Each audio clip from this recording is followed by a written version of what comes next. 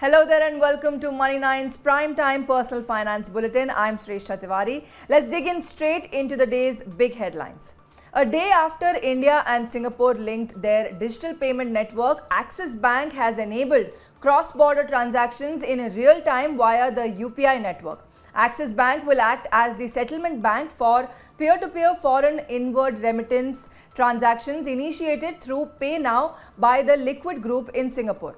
A remitter in Singapore using the mobile application of a Liquid Group can initiate a remittance by entering the UPI ID of the intended recipient in India. The partnership will allow users from both the countries to make seamless money transfers. The transactions settled through the UPI Pay Now network are available 24/7 on a real-time basis. Private lender RBL Bank has hiked its marginal cost of funds-based lending rates, which is MCLR, across tenures by 20 BPS.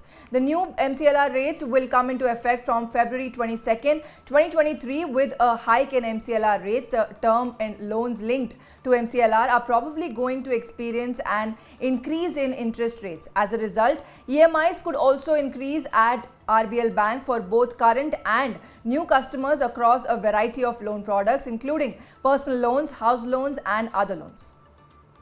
Yes Bank has increased the interest of select tenures of fixed deposits by 25 to 50 basis points. The revised interest rates will be applicable for FDs of less than 2 crore rupees. The new FD interest rates have been effective from February 21st, 2022 as per the bank's website. Deposits maturing between 181 days and 271 days will now fetch an interest rate of 6%. The country's largest private sector bank, HDFC Bank, has hiked interest rates of its FDs of less than 2 crore rupees on select tenures. After the latest hike for tenures between 7 days and 10 years, HDFC Bank offers an interest rates ranging from 3 to 7.10% for the general public and 3.5% to 7.6% for senior citizens. HDFC Bank's new interest rates on term deposits are effective from February 21st, 2023. So here's an interesting news update. The number of job openings is shrinking in big cities, but it is on the rise in Tier 2 locations, going by a study by specialist talent solutions company Xfino. Active job postings or job openings in 9 big cities decreased 16% year-on-year in January, while they increased 12% in 30 Tier 2 locations, according to the study that tracked job portals, LinkedIn, and internal company job postings. And it looks like overall companies in FY23 did not perform that well. Corporate earnings are reported to miss analyst expectations. Commodities led the pack in downfall, while auto sales and banking sector performed well. FMCG and discretionary spending showed grim picture, but spending by middle and upper class remained resilient. Hence, travel sector witnessed boom and sin goods also performed well. Going ahead, we may witness improvement as inflation cools down and crops harvesting is positive. Well, as we're talking about company performances, FMCG companies are still not doing that great. They are gaining in terms of value terms, but in volume terms, they are losing the plot. Consumers are moving to lower ticket and non-branded cheaper products. Sanjeev Mehta of HUL stated that he is seeing green shoots in rural economy. Rural economy comprises around 36% of sales.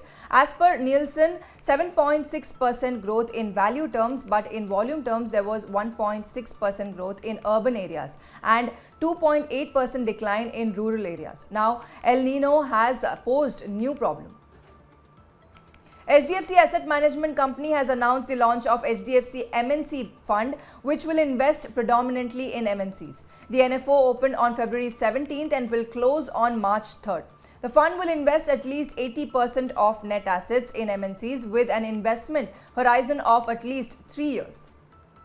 Creating ruffles today was the Indian markets, which came down crashing as Sensex declined by 928 points to close at 59,744.98. While Nifty also settled below 17,600 levels, Indian markets followed global cues, which are waiting for minutes of Fed meeting, which will give indications about future rate hike by US Central Bank.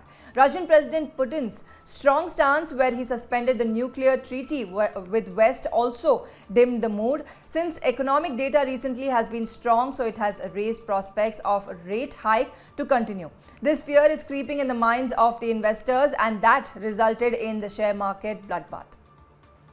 Indian jeweler Joyalukkas has withdrawn its 2,300 crore rupee initial public offering, and the reason for the withdrawal was not immediately clear. Joyalukkas did not immediately respond to Reuters' request for the comments. The jeweler, based in Kerala, operates showrooms across roughly 68 cities and is one of the biggest jewelry retailers in the country. That's all on today's dose of Money Time. See you tomorrow night with more big stories from the personal finance world. Until then, take care and good night.